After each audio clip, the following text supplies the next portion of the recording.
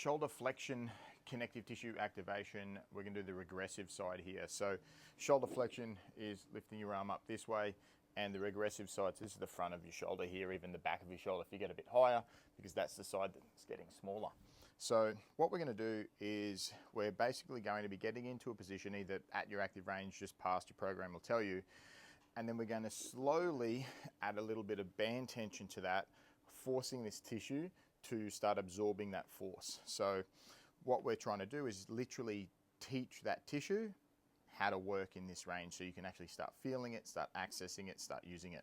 So what we're going to do to start with is going to get into, let's just say you're going to get to your active range or the end of your active range to start.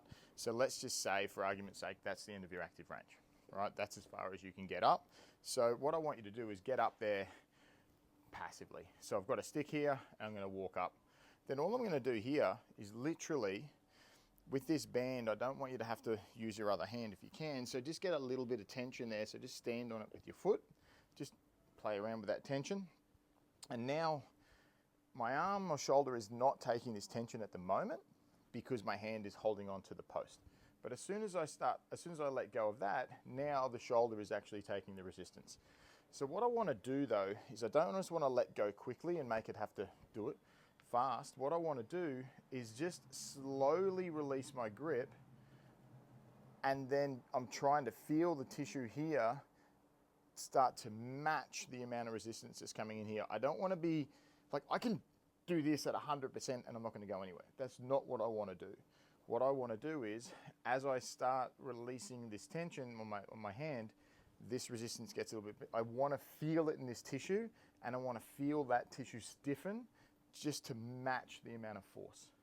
And then you'll hold it here. You'll hold it here for as long as the program says. Let's assume the program says you've got to do this for 2 minutes. What that means is you do this, and then if you fatigue after 10 seconds, say you can't, you can see either your hands start moving down, then just hold on. Have a rest. Rest as long as you feel you need. And then really, every time you go back in, you're doing it really slowly to feel it, and just do it as many times as you need to accumulate the amount of work. I find this is a good position.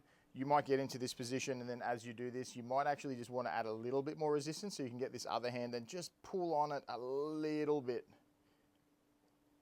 That way you're not relying on this the whole time, but you can use it to adjust the amount of tension. Obviously, as you go, your hand will go higher.